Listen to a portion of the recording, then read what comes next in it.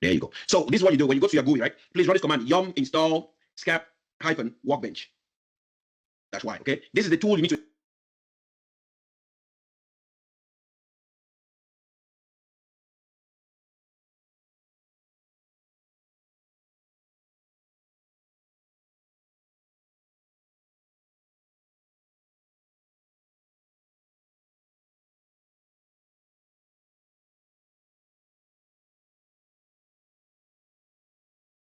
install. You need to install this yum Scap-Workbench. When you install it, then you have that application that I just showed you. But unfortunately, mine is already installed. Well, fortunately for me though. But I'm just showing you, it will say already installed. You see right there, it says it is already installed. So you install this package. Okay. Now, when you install it, all you need to do is leave your terminal.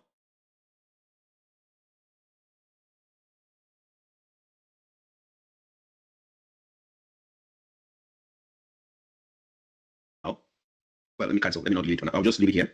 Go up here on activities. Click on these 9 dots. Then you see where it says Scap-Workbench. You see right here?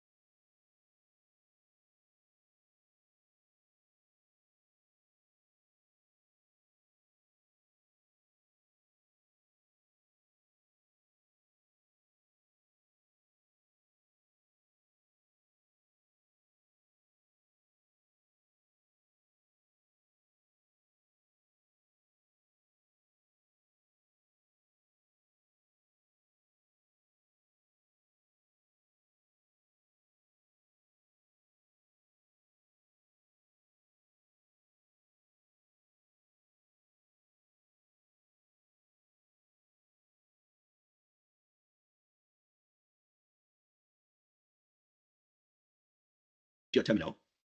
Well, let me cancel. Let me not leave it for now. I'll just leave it here. Go up here on activities. Click on these 9 dots. Then you see where it says Scap-Workbench. You see right here? Click on it to open the application. Oh, I love Linux. Watch this. Do you see this? I can scan RHEL 6 servers, RHEL 7 or RHEL 8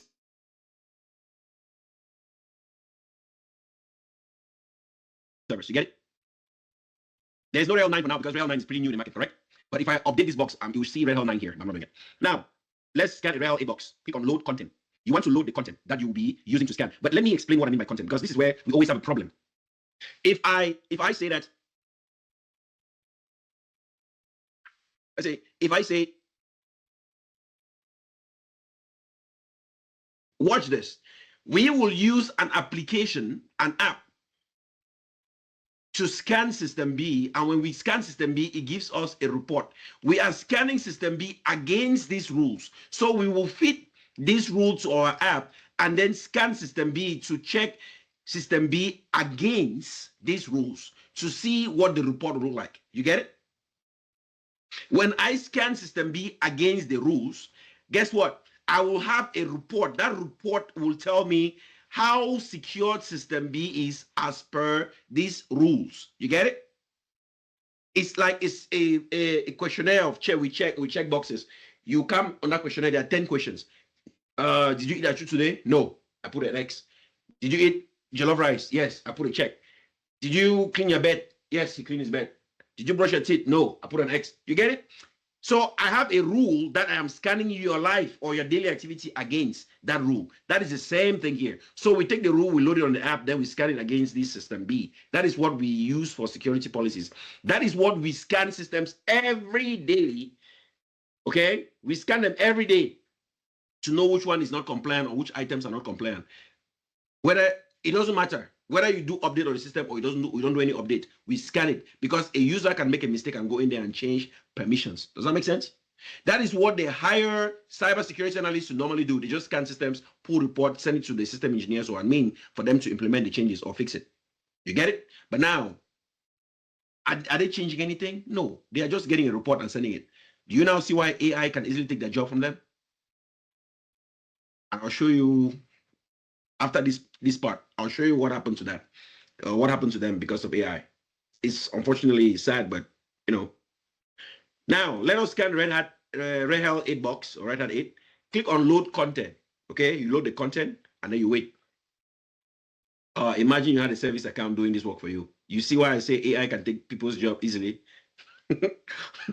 A service account will be doing this for me. I'm not going to be the one doing it. So this is the content. Now pay attention. You are scanning your system. What is the security policy profile that you want to use?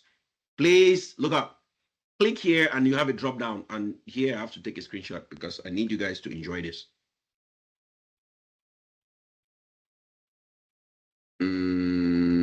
There you go.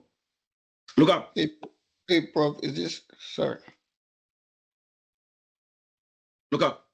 Please pay attention first. I want you to look at something. This security profile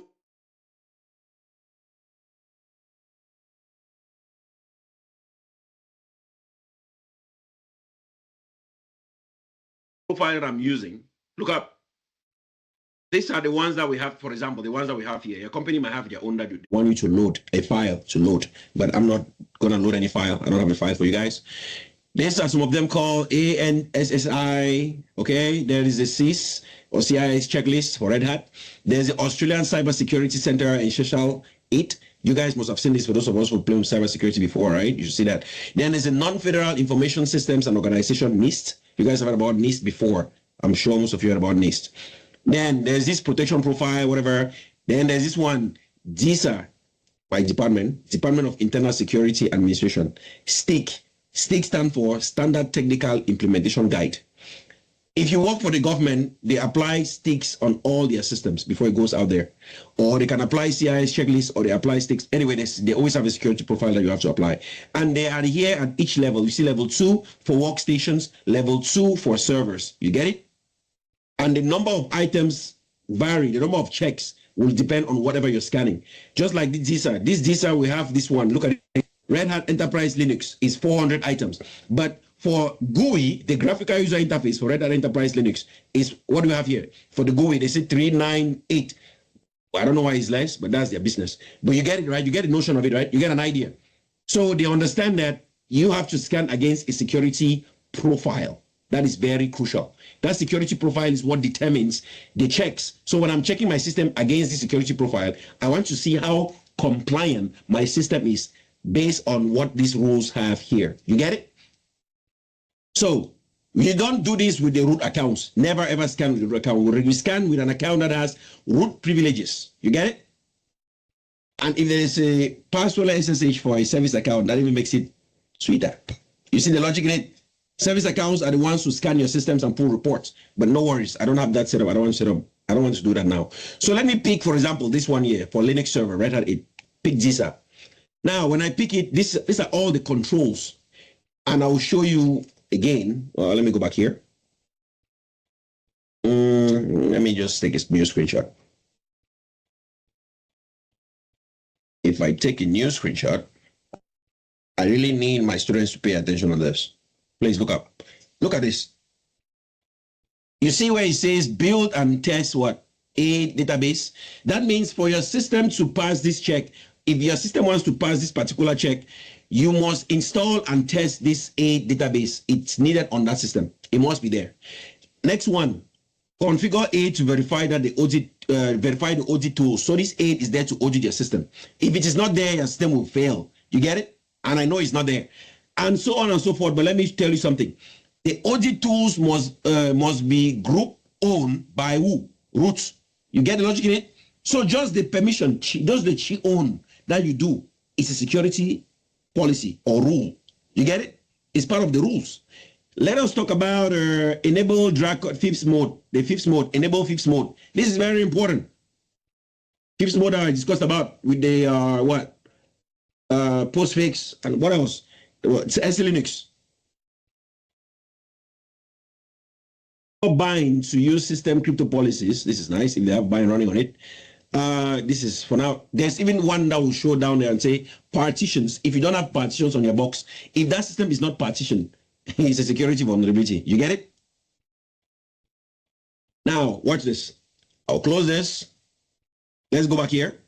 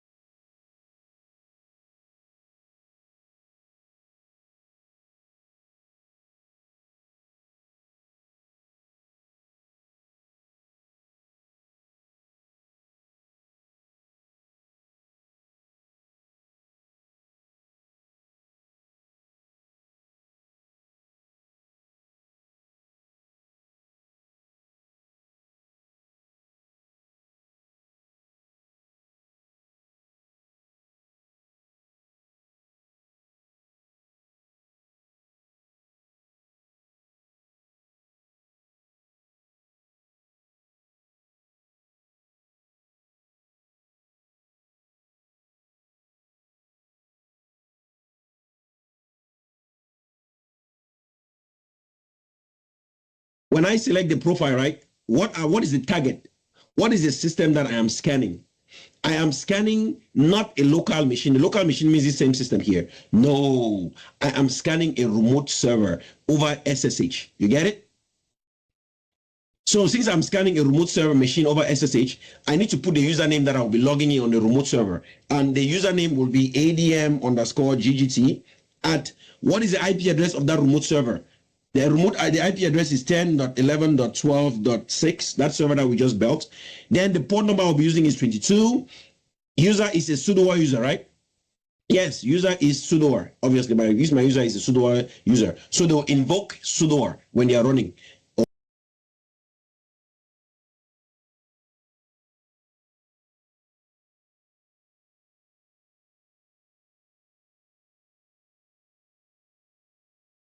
All of this, but I'm not going to check what's my time on this one here. I'll show you where I'll be checking all the policies. Now, when this is done, remember to click on scan and then you put in a password. So click on scan, wait for it. This box must communicate with other box over network before you put in a password, then it starts scanning. So remember that and don't forget it. It cannot scan. Forget all this thing here. I must put a password. This box, unless this box communicates with the other one. So wait for it. It's taking too long. Looks like it's not seeing it. Maybe this box IP address is not working. I don't know. You know, I can even take this page here. Come back here. What is the IP address of this box? Check the IP address. The IP address of this box is 148. Is there anybody in this class who has an IP address of 148? The only way I can be sure that there is no other box, let me check if this box can ping the other one. If I ping 10.11.12.6, oh, it's pingable, so it's fine. You get it? So the two can communicate, so that's fine. So it's just the application that is too slow for my liking. There you go. It finally created the connection. Then it's asking me to type yes or no. Remember the fingerprints, right? You guys remember fingerprints? To type yes or no. So in this box here, I type yes. Then I click OK. Then I will ask me to type the password. This is the password. So the password is enter. Then wait for it. If the password is correct and it authenticates, it will start scanning. Why did it run away? Ibrahim, what did you touch? Let me check if that's. Oh, hold on. No. Why did that thing run away? How do we know if it is still running? Top command, right? You check the processes. And do Shift M. You look at the one that is using the highest process, the highest memory here. And I don't see Scap-Workbench here. So it actually closed. I don't know, maybe timeout just because it stayed there for too long to do what it's supposed to do. No worries, no worries, no worries. You open it again. Okay? Don't go at me whining. Oh, it's taking too long. But let me see. I have enough memory, right? Yes. So I do it again. RHEL 8. Load the content. Wait for it.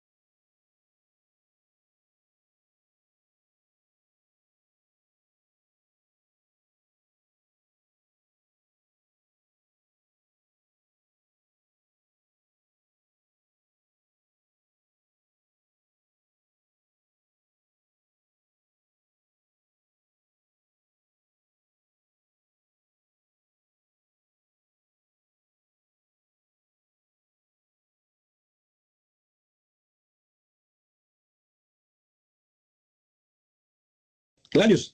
Yes, Look up. sir. Watch this. When we cut the Anaconda file, remember what we did before for the Kickstarter file, right? If we cut the Anaconda file, look at this, guys. Do you remember when I mentioned this Fedora, whatever, OS Scap here? You guys remember this? And that you guys install a minimal server and I can see it here.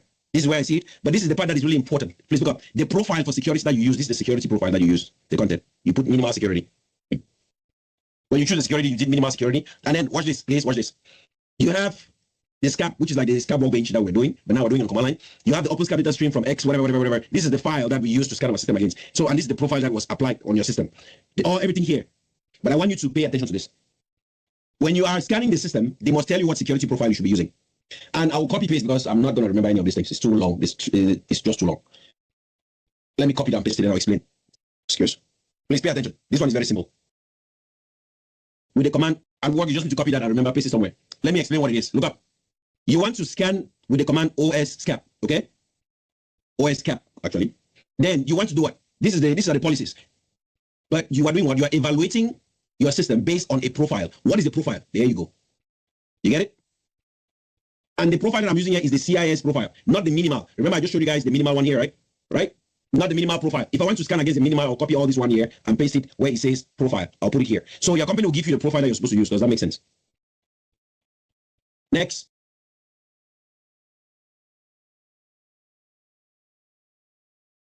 You want the results. Where do you want to keep the results? You want to call the results, for example, you keep in the temp directory, you want to call it scan results.xml, and you also want to call, that's the results, but the report now is different from the results. The report that will be generated, that will be organized and created nicely, will be an HTML file that you can open on a browser. That is going to be called report, okay? So you put in the temp directory as well. We call it scan report and the scan results. You're looking for the scan report. This is the report that should be sent out to you.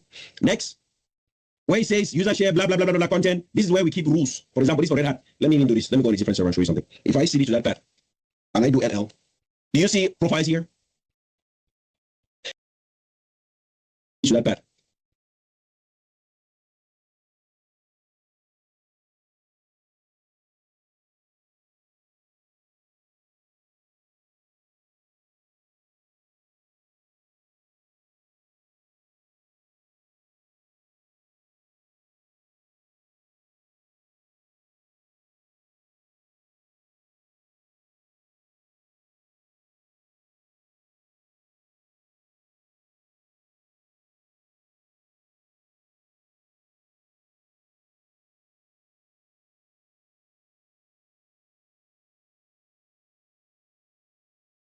And I do LL. Do you see profiles here? Let me go. This, if you want to scan, sorry guys, I ate something very delicious. So if you want to scan, if your system, if your server runs Firefox, you know Firefox browser, right? If your system is running Firefox browser, you want to scan Firefox, for example, the dictionary, you run this one, this policy, the XML file. If you want to scan RHEL 6 servers, you get it here? You see that? If you want to do RHEL 7, it's right there. If you want to do RHEL 8, it's right there. Blah, blah, blah, blah, blah, it's right there. Are you getting what I'm saying here? But I tell you this, please talk to your people. They will give you what you need. Don't just go and be doing things. It's easy. You just need to know the string, the name, and you don't have to guess it. If you guess it, you're in trouble. Now, this is what I'm running it against this file. And that's the profile that I have against this file. You get it? So I am running all that against this file. Watch this.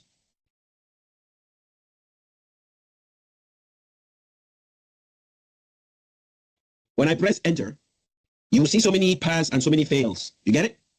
And this same profile will contain, you see over there, on the other side, I show you 8. Remember the 8 that I showed you on the other side?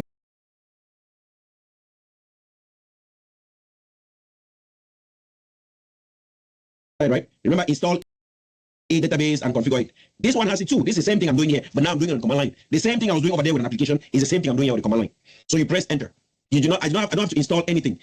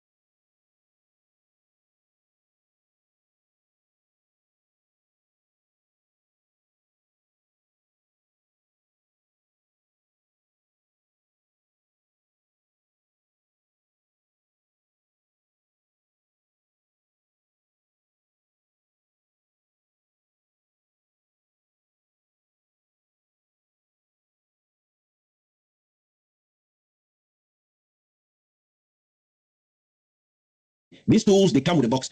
Okay, that command OS cap. You see, pass, fail, pass, fail. You get it? So it is evaluating my system against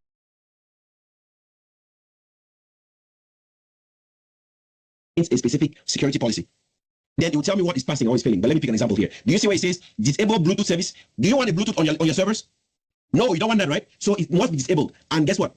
It says that, look at this carefully. It says, blah, blah, blah, rule, Bluetooth disabled. The Bluetooth is disabled. Guess what? It has passed. This one passes because the Bluetooth is definitely disabled. But this one that says TIPC support, it fails because it is not, TIPC support is not disabled, right? Let me go down and show you another one. Verify, okay, look at this. Verify permissions and ownership of all passwords file. You see that? Verify what? The permissions and ownership of all password file. Guess what? This one, the permission and the ownership belongs to the right person, and that is the root user. Guess what? It passes.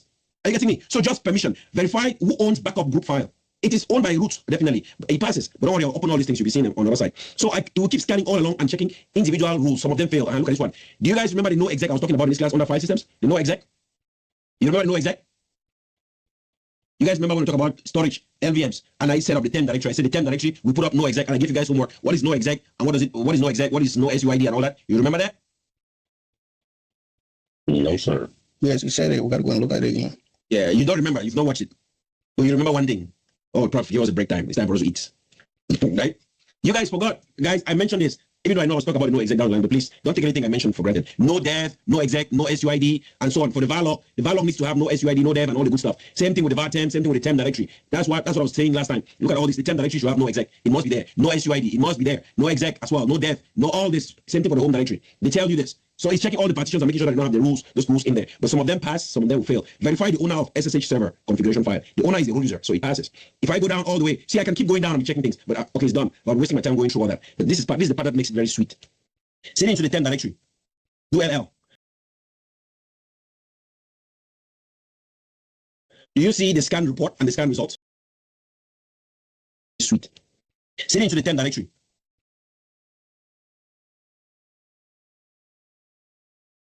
Do LL. Do you see the scan report and the scan results? You see it? The owner of these two files are, that will be root. I don't want that. I'll change it to my name, I'll change it to my own user.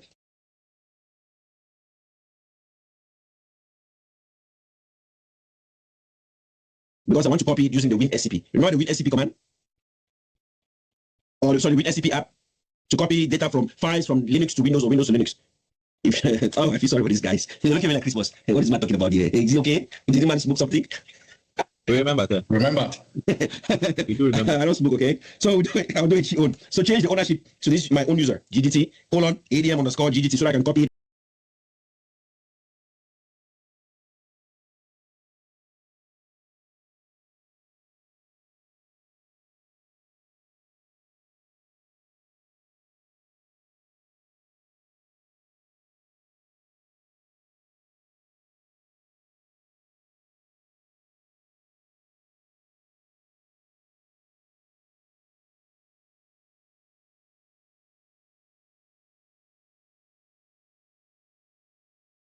Without any edit. So I'll just say scan star. So all the scan results here are ADM_GDT, so that I can copy it without any edit. So I'll just say scan star. So all the scan results here are only.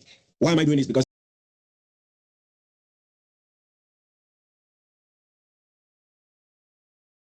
I want to make sure that when I go to the WinSCP, I can put it. If I don't change the ownership to this user, when I go to the WinSCP, it will cause trouble because the root user is not supposed to be what is not allowed to SSH to a system. All right.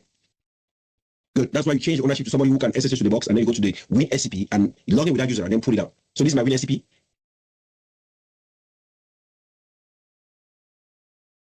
The root user is not supposed to be what is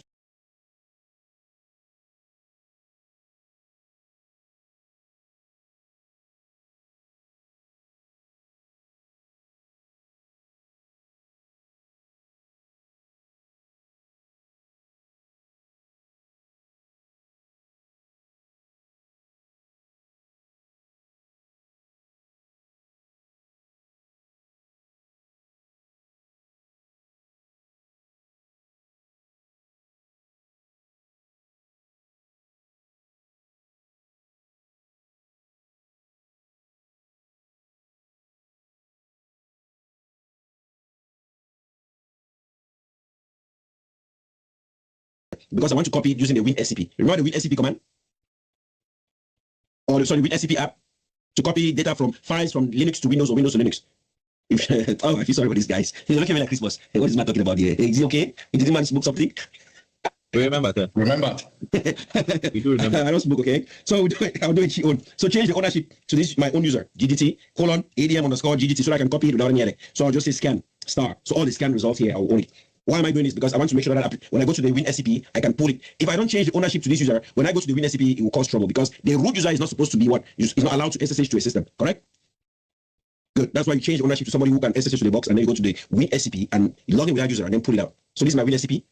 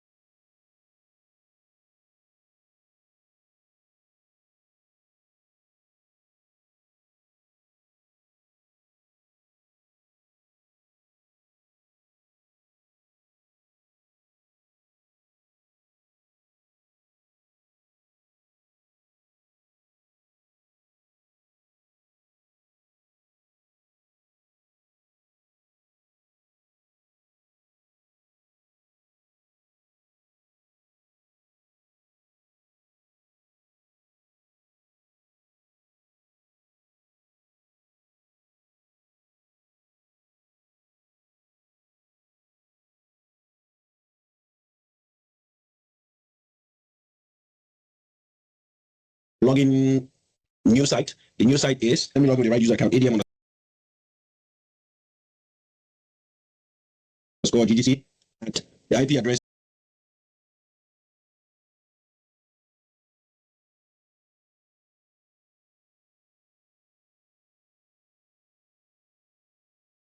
is 10.11.12.6. The username is this. Okay. It fill it for me. The IP address is 10.11.12.6. The username is this. Okay, it fill it for me. Then the password is something which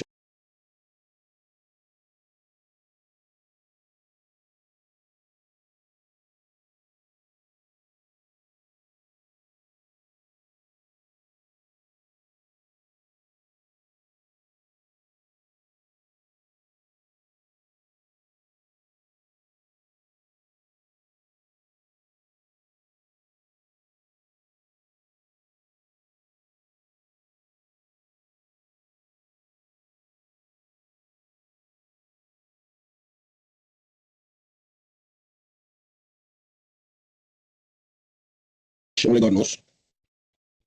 Then I'll click on login.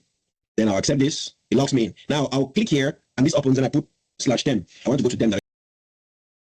Then I'll accept this. It logs me in. Now I'll click here and this opens and I put /10.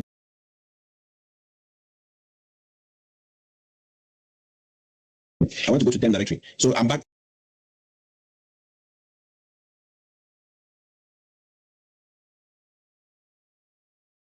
You see, taking straight to 10 directory. This is the scan results and this is the scan report. What I need is the report. I don't care about the results. You get it? Now on the left side, I'm in downloads. Can you increase your font, please?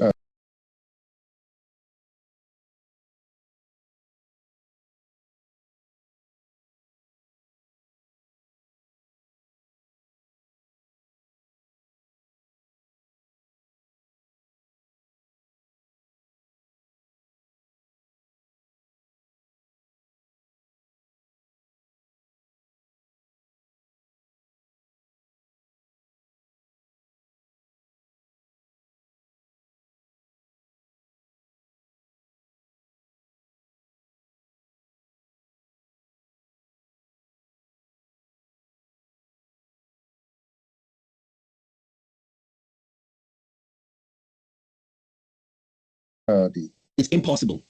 This is the Win SCP tool, remember? There's no way if I come here there's no way you can increase the size here for the Win SCP. It's impossible. Like, the only way I can do it is take a screenshot like this, and just like I did the other time, and open this. Then I zoom in like this. You see that? That's the only way I can do it. So I don't care about the results. I'm so interested with the report, the HTML file. So I need to come here, click here. I'll go into my documents, for example, or maybe my desktop here, or I don't see that here. Let's just stay with the documents. I'll drag and drop this document, this scan report in there. Then I'll open it on my personal laptop. You get it? So let me do that. So I will open documents here. A scan report in there. here, or I don't see that here. HTML5. So I need to come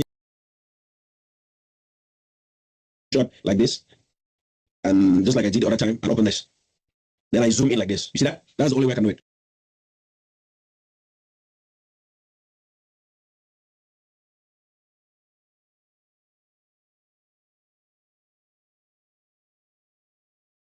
So I don't care about the results. I'm so interested with the report, the HTML5. So I need to come here, click here. I'll go into my documents, for example, or maybe my desktop here, or I don't see that here. Let's just stay with the documents. I'll drag and drop this document, this scan report in there. Then I'll open it on my personal laptop. You get it? So let me do that. So I will open documents here. Then I will, okay, I already see something here that says Scap. Let me delete that. So I'll drag the scan report here. It's already here. Now I'll close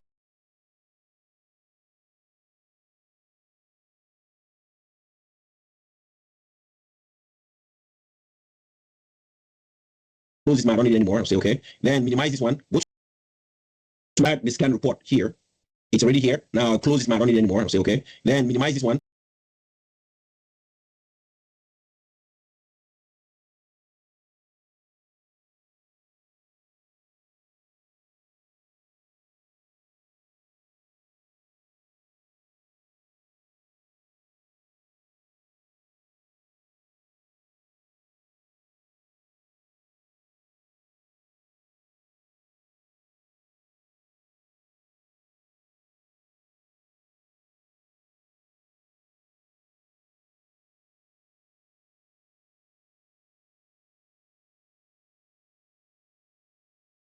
Go to my personal laptop here, open a folder, go where it says documents, look for that file. The file is scan results. So scroll down somewhere, scan SC something. Voila. Wait, do you remember where I put it in? I don't remember where I put it in. Okay, let me do this. Let me go to this PC. We just go to home.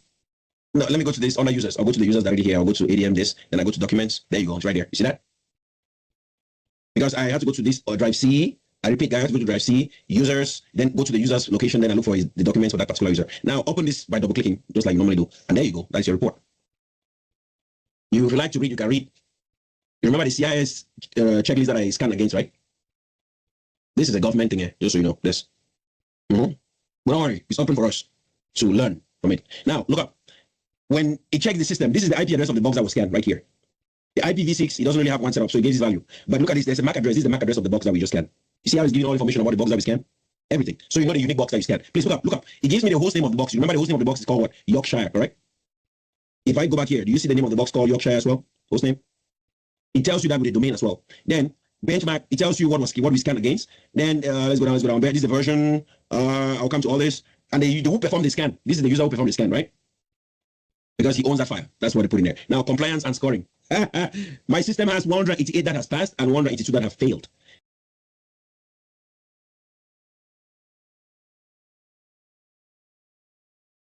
Do you see what a security analyst is supposed to do? Scan this and then send you the results for you to fix it. Normally they scan, then they pick the ones that were failed and then they send it to you. Then guess what? My system is 65% compliant. You get it? My system is what? 65% compliant. Let's continue. Excuse me. I will show you this. If you don't want to see the one that has passed, you can take this off. It will show you only what has failed, maybe error or fix or whatever. But don't worry, I'll leave all of them. But I need you to open your minds here because I'll show you something. Let me not come down there. Let me go there first. Here. Or no, don't do that. Where is that location where I can change my thingy? Okay, rules. Okay, look up. I can group the rules. I can group them like this. The severity. I can group based on the severity, right? How I can group everything that you see down here. All these things down here. These are the results. I can group them based on this severity, right? That will tell me how I should address them as well. Okay, and you can group them. Look at this. You can group them based on all these rules that companies like government branches, right? And also so many things. Look at this one. HIPAA. This is for health. If you are scanning a system for a hospital, that a hospital is a system, okay? You want to apply security. This is the policy that you consider HIPAA, okay? Just so you know. Anyway, they give it to you. This is the GSA we're talking about earlier, but we also have the CIS that we just did that against it. But if you want to, I want to present those results based on the severity. So I'll do this. We see it start with high and it goes down to the low. So I'll start with the high ones first, okay? Just so we play with it. But I can go back to the default if I want to change that to default. It will go back to this. Now that I'm on default, I want you to see something here. Do you remember when I said install 8? You remember install 8? Good. If 8 is not installed, guess what? That box is not compliant, security-wise. You see the logic in it?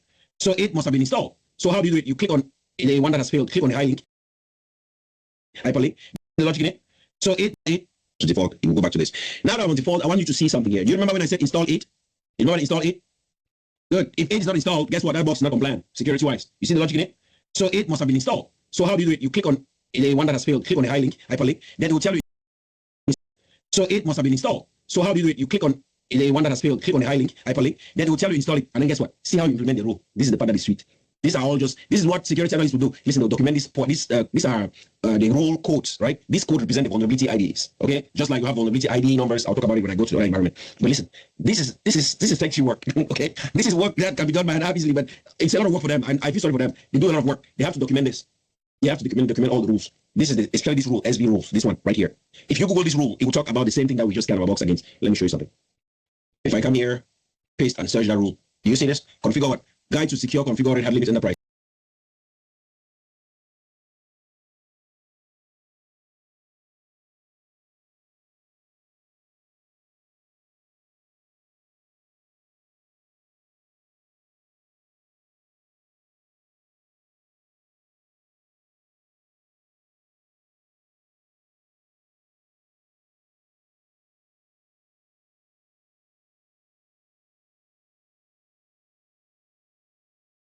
You get it? And guess what? It says must inhabit system or whatever. I just need to search that rule online and I'll know exactly what it's talking about. And this is the rule right here. You get it?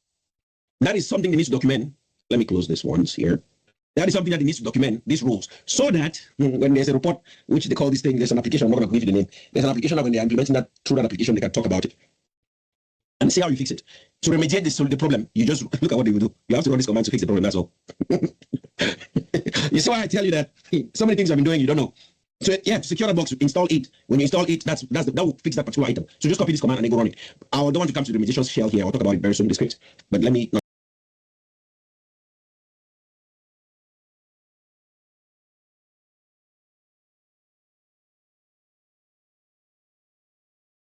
talk about it now. So to fix this particular item that failed, it's medium, no problem. But let me fix this. Go to your command line, right click, paste 8, install it. You're done. That rule is done.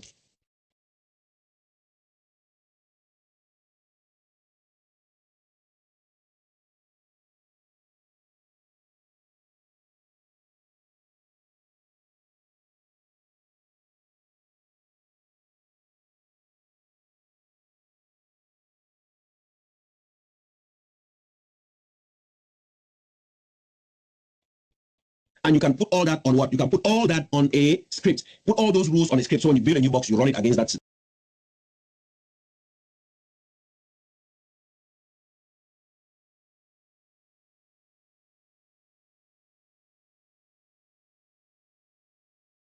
New box. So that all these things will be installed. You get the logic in it?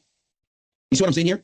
Imagine you write a script where you have commands like yum install 8, create a database, everything in that script. It will fix everything for you. And I'll show you with the second rule. Watch this. Let's go to the second rule. Build and test a database. Now, for this one,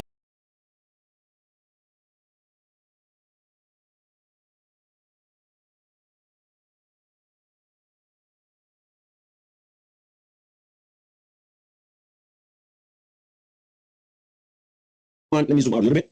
For this one, I will not copy the command, but it just tells me to run this command. Look at this. Do run this command, and then you run this command, and then you run this command. I don't need all that. These are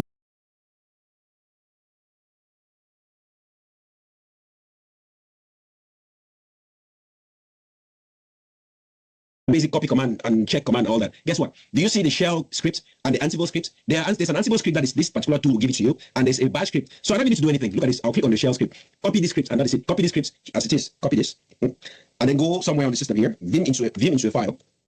Call maybe.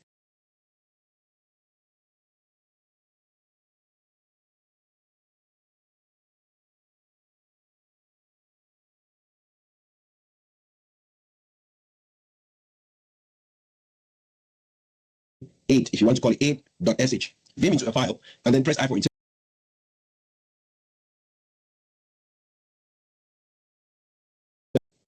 Call maybe 8, if you want to call it 8.sh. Vim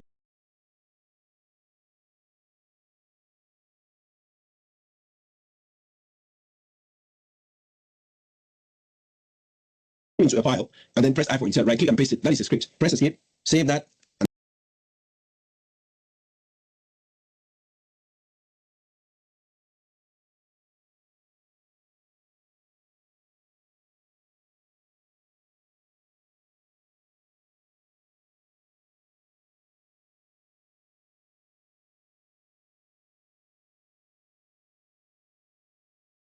and then you quit. Then run it. Bash A. Run that.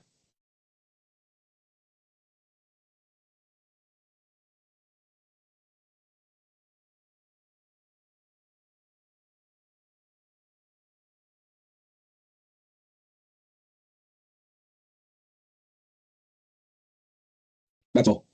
That's remediation. You get it? While it's doing its thing, let's go back here. You see, oh, it's so tiny. You see how all this, right? All this rule, I don't have to write a script myself. This tool came with a script. You can copy all these items here. You can be copying all the remediation scripts and be putting them on one file. For every single item, you copy them, put them on one file, the ones that you can put them. For partitions, you cannot copy partitions scripts because you have to manually do that one. So you ignore that one. But you copy all the scripts and keep them on one file. That it becomes your bash script to apply security on what? On newly built systems. You get it? Or as you say, new builds. And when you build a new box, just run that script on that box. It will do everything for you. Do you need to be a magician to do that kind of thing? Now, if I click on the Ansible here, this is the Ansible script to do that same work.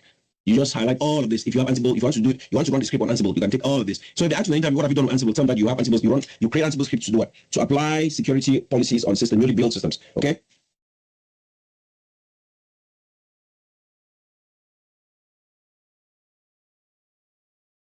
That is Ansible.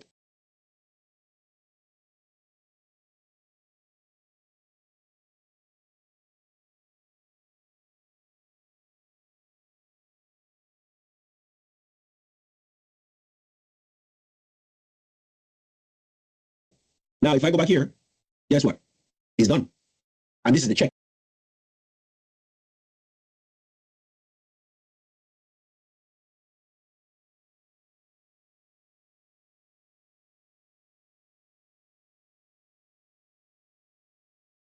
You see, you run the check command, and it is the check. It looks good. Let's go back again here. Watch this. Let me close this one. I want to show you something. This is still 888. Like this one. So they want you to configure the periodic execution of 8. And these are the steps. So they want you to go and put a cron job in. So this is the cron job. Add a cron job in. This is the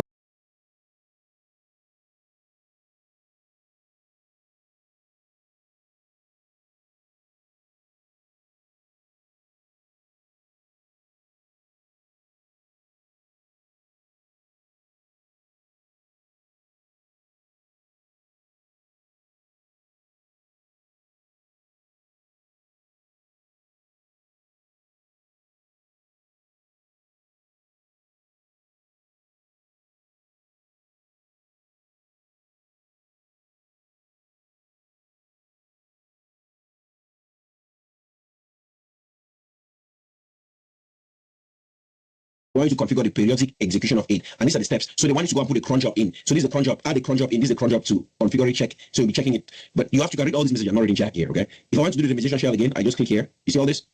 See right here? I just highlight all of this, okay? Copy all this.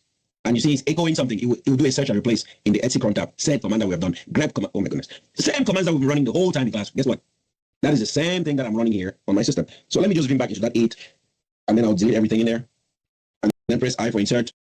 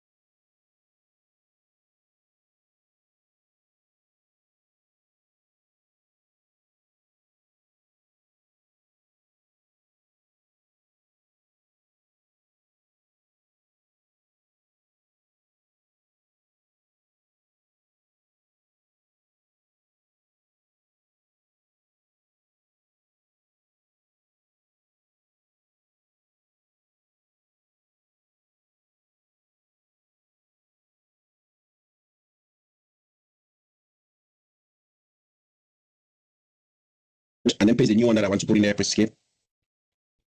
Save and quit. Then I'll still run it.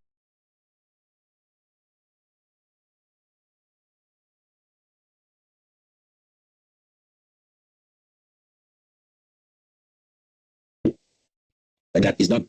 I've applied security.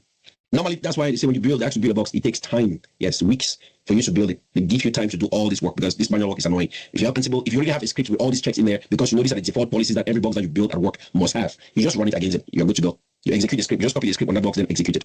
Simple. Or you run it from Ansible and push it to it. But let me show you something. Let me go to another one. Ensure only users log into RHEL TTY can execute sudo pty. So this is only users who have logged in, right?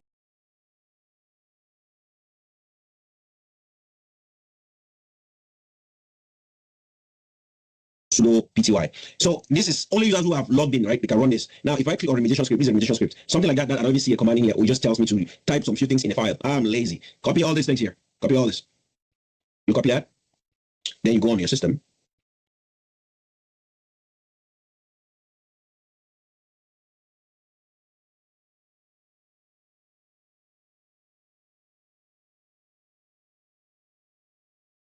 Again, I just create one file, like called bash.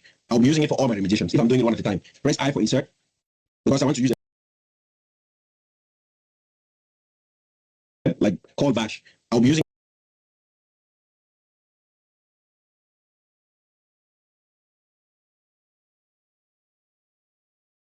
it for all my remediations. If I'm doing it one at a time,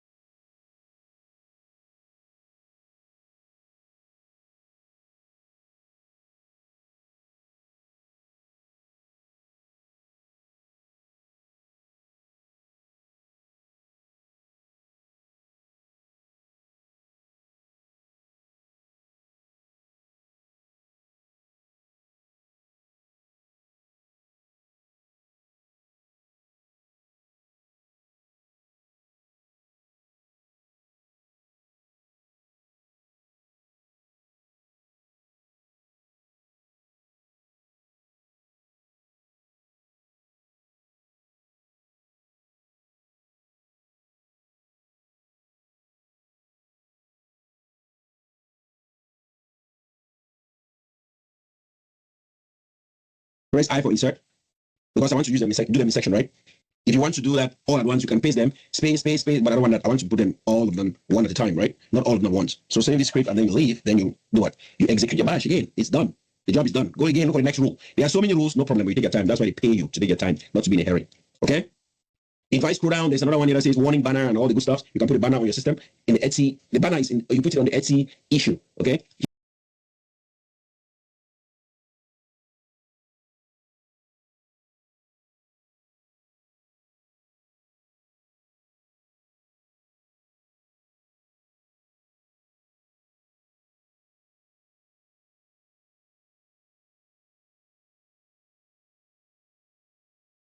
Here, the warning banner, when somebody logs into your system, they will tell you go into this, go into Etsy issue. That is where you put the banner, where you can say that you're logging in into Ibrahim's server. Be careful, don't steal the box, because I know last time you stole the other box. You can put a message like that. That means whenever I go to log into your box and it'll be like, warning, Ibrahim is watching and things like that. Yes, you can do that, okay? But they have their own message by default, which you can always tweak and change it. Limit password reuse. You remember passwords? Your password must expire. You remember that, right? Password must expire and the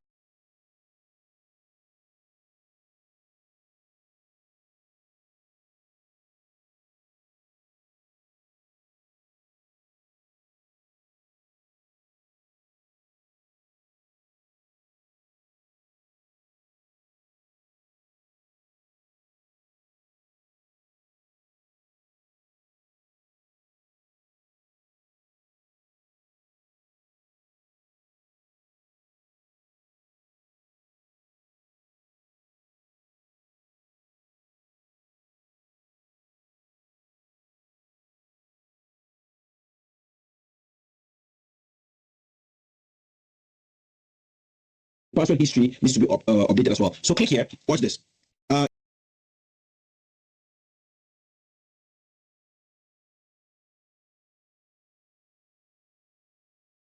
It's saying right? Password must expire and the password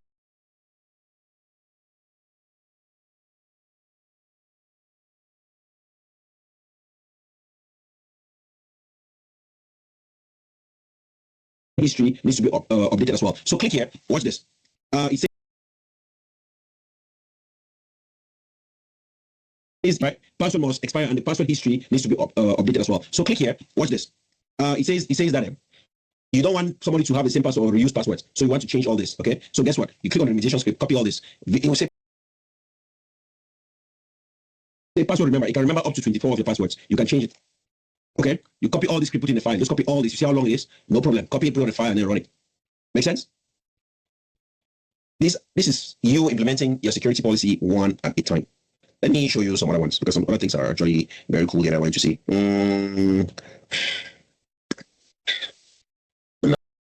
No def on that particular one. Here, all this. I copy this, I run it. It will apply no def to that mount point and then remount it. Look at all this script like this. This script reminds me of one of my colleagues. All of these scripts, let me tell you something. Let me just tell you something. All of these messages here, all these things here, is just to make sure that if it's just to change, it's just to cause a change like this. This is the change that it's trying to cause. The temp directory. Let me show you what it's doing. This is what it's doing. It's just this is what it's coming here and then adding no def. That's all it's doing. Yeah, that's what all that script is doing there. It's checking 1 million and one thing and coming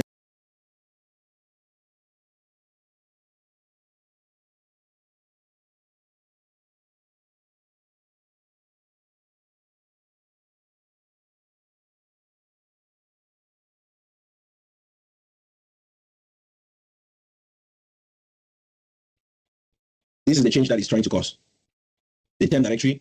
Let me show you what it's doing. This is what it's doing. It's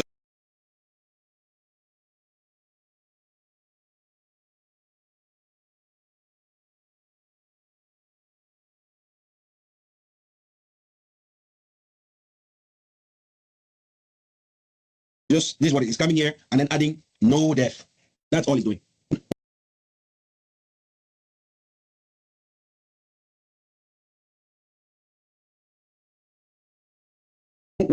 Yeah, that's what all that script is doing there.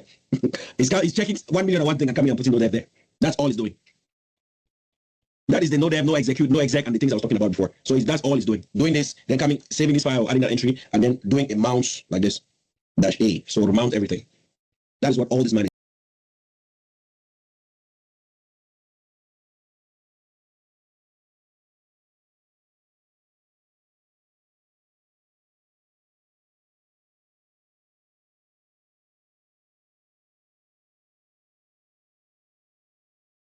is doing here. All this. So it gives you an idea that you see it's checking off. He's checking the block size even. Oh, some people they have time just to add no dev.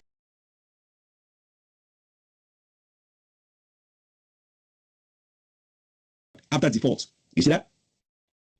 It's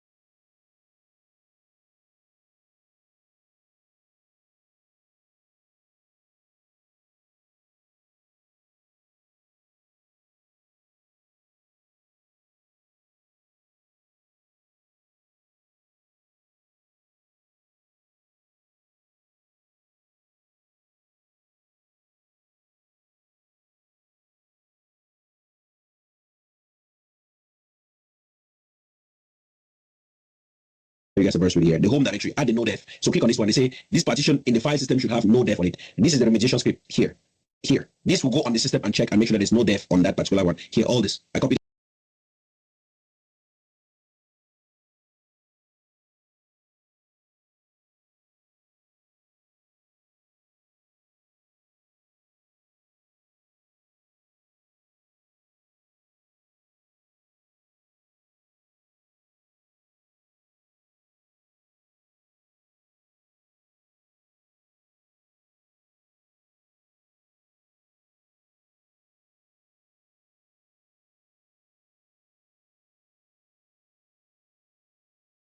with this, I run it. It will apply no def to that mount point and then remount it. Look at all this script like this, eh? This script reminds me of one of my colleagues. All of these scripts, let me tell you something. Let me just tell you something, eh? All of these messages here, all these things here, is just to make sure that if it's just to change, it's just to cause a change like this. This is the change that it's trying to cause. The temp directory. Let me show you what it's doing. This is what it's doing. It's just this is what it's coming here and then adding no def. That's all it's doing. That's what all that script is doing there. It's checking 1 million and one thing and coming and putting no def there. That's all it's doing.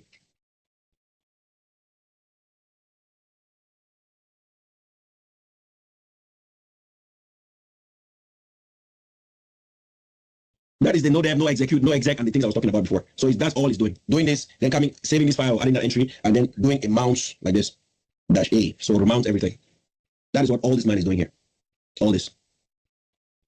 So it gives you an idea that, you see, it's checking he's checking the block size even. Oh, some people they have time just to add no def. After what? After default. You see that? It's adding no def. After what? Default. Don't be frightened when you see a script, guys. That's my message here. Same thing with the varlog. Is just adding all these items after default, all these items here after those locations. That's what it's doing. Yeah. Then we have the etc deny does not exist. We need to create the add deny. You remember I told you about the add command, right? Remember the add command? You guys remember the add command? Good, but they don't want it to be running, so they have to create a group. They don't want it to just be there. They want to create a group for add deny to block people. So they want this file to exist. So guess what? The command is simple to create. So they say the file add deny should not exist. Use the add the add allow instead. Okay. So how's the remediation script looking like? Just to create a file. This is right here. So if rpm kernel, then if this do this for me, if etc add.deny is there, right? If you find this one in there, then remove add.deny. We don't want it in there. We want the add.allow. Get it? That is me, but this is the Ansible one. Let's see what Ansible is saying. Ansible write the whole book just to create or remove a file. That is what scripting is all about, guys. They just write a lot of so many things. But the tagging is what makes this man long. Okay. So when you see, let me just explain something. Even though I've not sent you guys a link on the Ansible yet. Let me show you something. Let me explain something here. To remove this add.deny, right? This is what Ansible will do.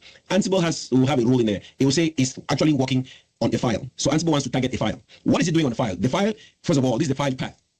I want to make sure that that file is what? The state should be absent. This means delete this line here. That when you tell it, make sure it's absent. So Ansible is saying that this is I want to remove something. That is the name of my task. So this is a task. So all this is a task name. Don't worry about the name task. It's just to tell the system what you're doing. But this is the part that this is where the rule get implemented. It is doing something on what? On a file. And what is the part of that file? That file is etc add.deny. What should we do? Make sure that the state of that add.deny should be absent. Which means if it is there, remove it. If it's not there, no problem. Leave it. You get it? So that's how Ansible gets to delete. There's nothing like state delete. No, you're not going on Ansible and say state delete. We say absent. Okay? Does that make sense? So you see state delete, but you can tweak the command and use your basic command line commands to delete as well. Let me show you another example as I'm going forward. I'm explaining. Let me use verify permission on cron tab. Okay. Let me show you cron tab permission, right? Let me look at the Ansible remediation. That's the one that is sweet for me. So forget about all those ones. This is what I'm looking at. So this is the file. Look at this. It is testing for existence, right, of the etc cron tab. And what it's doing is trying to gather statistics. You get it? Are you getting me? It is gathering what statistics and what is the path of the file etc cron tab. So what should we register? The file exists. So guess what? It will register that this file exists cron tab. If the file is there, if it's not there, it will send you an error message anyway. It will say no, it failed because the file does not exist. But it says that what? The file exists. When kernel in Ansible flag whatever packages, it's just even too much. This is not necessary. I don't need this. I don't need this. My goal here is to do what? The goal was to do what? Wasn't the title of this one? Verify the permissions on this. So guess what? I will do this like this if I was the one doing this work. I'll tell the system to check if this file exists. If the file exists, yes, do this for me. Permission wise. So change permission, make it to be executable, or I'll say permission. Okay. When I say permission, I'll choose to make it maybe 700 or 750. It's up to me. But you must put 4 characters. 70750. You must put a 0. Oh, this is where it's putting permission. There you go. There you go. You see, it's switching that. So this way it's actually implementing it. So the first, okay, cool. So I agree with them here. It's good. They specify the path and confirm that the file exists. I don't need this one. You don't need this one anymore. You don't need it at all. But you need to tell me that the file exists first. If the file exists, then the next task will be ensure the permission on that file is this. User should have XS. The group should have XWRS. Then the other user should be XR, blah, blah, blah, blah. So guess what? This is the part. You can change all these and put numbers here instead of putting letters. I'm just explaining something here so I can read these files. If you have done DNS project, it's easy for me to explain these things for you. So this will just mean the mode. Remember when you're changing the permission on the file, what is the command? Chi mode, right? You're changing those permission, read, write, whatever. You say chi mode, right? So the mode will be changed to this. You can remove all these and put numbers. I can put 0, whatever. Please remember that, don't forget it. If I go to, there is one here that I always like to talk about, which is always a problem to everybody. This is normal. You cannot SSH with empty passwords, okay? There you go. This one. Disable the SSH root login. Remember, I've told you 1,000 times in this class from the first day we started with Linux that the root cannot SSH, correct? disable that. And when you disable it, it's very simple. You vim into that file called sshd.conf. You will say permit root logging. No, you can do this manually, but again, there is a script. Okay, it's a basic thing. Just go change the yes to no, but they'll give you a script for that. And this is the Ansible script as well. Here, Ansible will go in there. First things first, they will check that ssh config file. They pay attention. They'll say line in file. So they want to check the line, a specific line in file. So they'll say path etc sshd. They could do it like the other one. I don't know why they're dragging here. Create true. So they want to create true. True for what? Permit root logging. So they want to say that permit root logging, right? True here. That true is going to bring it what? On. They say pay attention. That's the regular expression. What you are paying attention here is this. Permit true is that section that will say, listen, is that section that is supposed to tell you permit root user login, right? Which is supposed to be saying yes. They say they should create what? True. True, that true is yes. What I'm looking for, I don't like Ansible modules like this, but I have to say it here because we're looking at it. But this is what he's saying. They want the state of that true that you, okay? They want that true to what? Absent. What is the mode? They say check the mode. You check the mode. If the mode is true, guess what? You change it. You change the mode. You get it? Check mode true. Change when what false. So you will do this. If you check the mode is true, change it and apply false to it. That means no. Change that true, which is on, to no, which is what is that again? Sorry, true is yes. To false is what? No, because that's what I'm supposed to change in there. All this message, okay? All this message that you're looking at here, all of this is just saying that there. We will go into this file here. That's why sometimes I don't really like the scripts. I like to write my own. When I see some of those things that are too long, you can just go into the file yourself. Vim into sshd_config. Search for. You can just go there. No, because what is that again? Sorry, true is yes.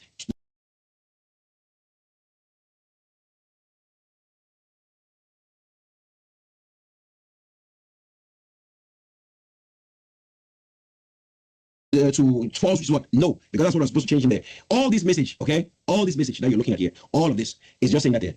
We will go into this file here. That's why sometimes I don't really like the scripts. I like to write my own. When I see some of those things that are too long, you can just go into the file yourself. Vim into sshd_config. Search for permit root. Do you see where it says permit root logging? What is that? Did I root?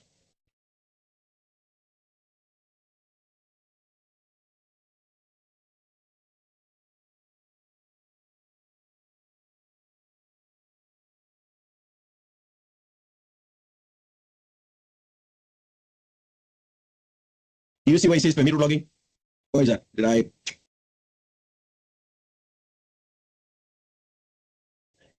It's supposed to be somewhere. You know what? Let me use the G. Let me search it globally. So I'll say permit root, something like that. So when I search it globally, do you see right here? This is the line I'm looking for. You see that right here? You see where it says permit root login? Yes. It's supposed to be changed to what? No. So just imagine that all that Ansible script is doing is coming to change this one.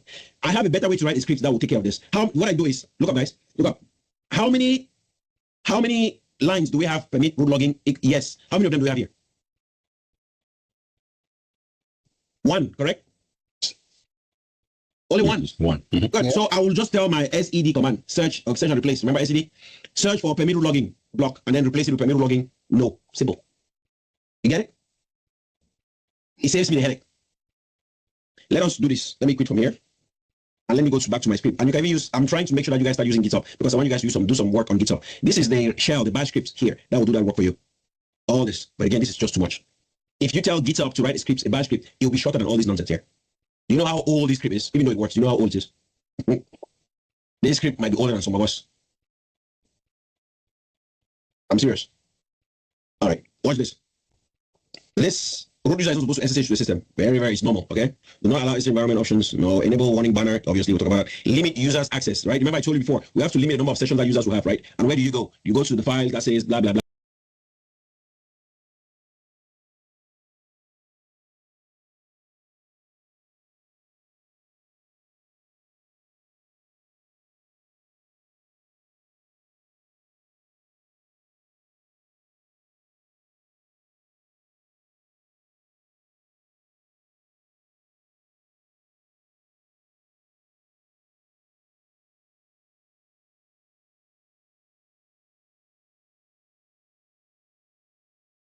Blah, blah, blah, blah, blah. Where is it?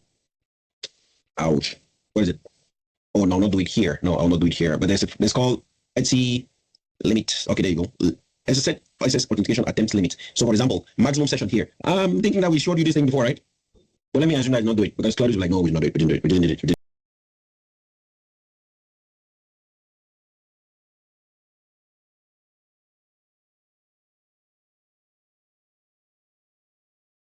didn't. it. A problem. I'm thinking that we showed you this thing before, right? Well, let me assume that it's not do it because Claudius was like, no, we did not do it. We didn't do it. We didn't do it. We didn't do it. A problem. So you see this? Yes, sir. You change this. You change this. Normally, it has to be. It's supposed to be 3, not more than 3. That means you should not have more than 3 sessions on the same box. Okay, this is crucial, and it's still in the SSHD_config file. But let me show you something. Where it says authentication attempt limit, meaning that you try to log in 3 times, it fails. Maximum authentication tries. So you put your password 3 times, it fails, it locks you out. Remember, some of you have been locking yourself out of the jump box. You guys remember that? It's because of this. I put the maximum limit to 3. You get it? And it's just to go in this file and look for this line and change the number, guys. And then you say Linux is difficult. What are you doing technically? This is you applying security to a system. What are you doing? Nothing. But just read vim into a file, change entries, and there is a script that will take care of things for you. And you can use your AER stuff. But now you know it. If somebody who has not on this class, you just tell them the same thing I just made. They're like, man, what is wrong with you? Have you been smoking something? They don't know what you're talking about. But you know, go to an interview. Don't be scared to talk about systems. Prof. Yes. So all this fail, we're going to be responsible to correct it. Oh, who is responsible? This man is looking for shortcut. Who is responsible? You are responsible for everything. You own the system. You are the one applying security. Let me tell you, Claudius. Let me not say you're responsible. It is the reason why they will pay you money. Maybe that will help. You see what I'm saying there, right?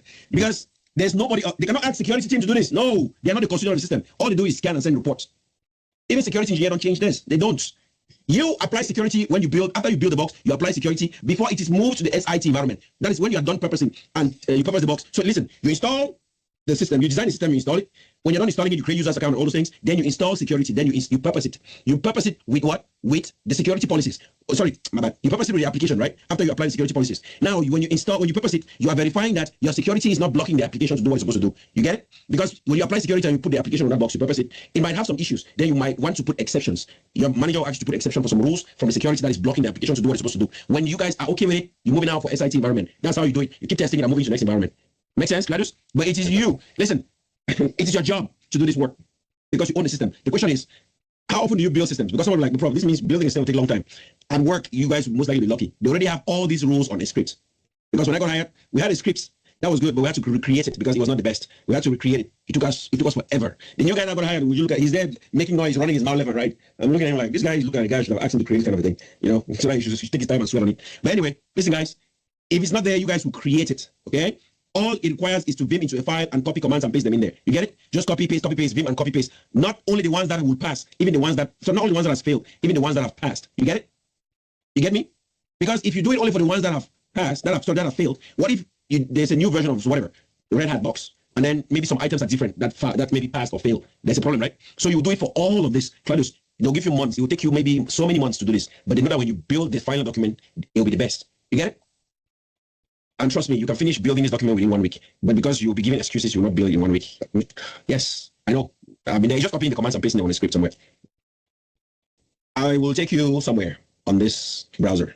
This is the one that I want students to remember. Please remember this. 25 steps to secure your Linux system. This one, or 25 tips.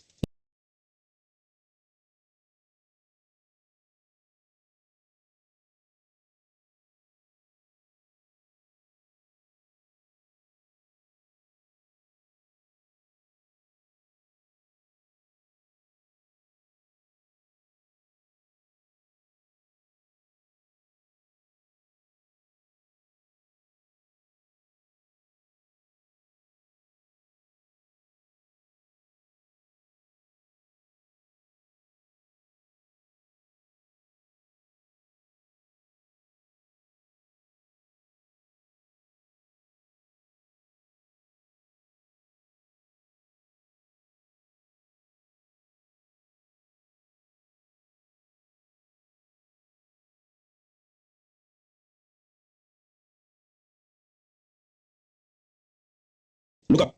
This one is for all companies, even private sector or government, but they pick some of the items there too from that the checklist that I showed you. They put it in here. Pay attention. I'll give you this link. I'll put it in the chat. Oh, sorry. Charles said, when you drag the scanned HTML document to your desktop, was that file window you dragged from the SCP tool? Yes, that is the SCP. What do you mean SCP tool? It's not the SCP tool. No, the Win SCP. So I use the Win SCP tool. I log into my Windows, my Linux box on the right side. Then when I log into my right side on the Windows, my Linux box, my Linux box on the right side. On the left side was my Windows. Then on my left side, I choose the location where I want to drag. But because I know that on my Windows or my Linux box, I already placed this scan report here in the temp directory. So on the left, on the protection, yes, I think there is, yeah. These items are covered here, but this is for public, okay? This one is mostly for the government folks. government environment, but you can still pick skills from here and talk about it. So in your interview, tell me that you can work on stakes, because I'm taking you to the next section that talks about applying stakes to Linux systems. But I want you to know that this OpenSCAP scan your systems. That one that failed, you might, I'm 100% sure that, well, no, 99% sure that they will not install a GUI for you to go and for you to run an OpenSCAP like I showed you on the other side.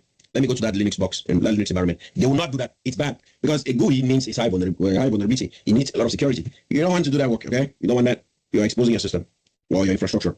So they don't want that. So what will they do? They'll ask you to run the command line one. The command line is very probable, or you will do this third one that I'm about to do. So let me reboot this box. Or they'll ask you to do the third option that I'm about to do. Just wait for it. Somebody have a question? Yeah. Yeah.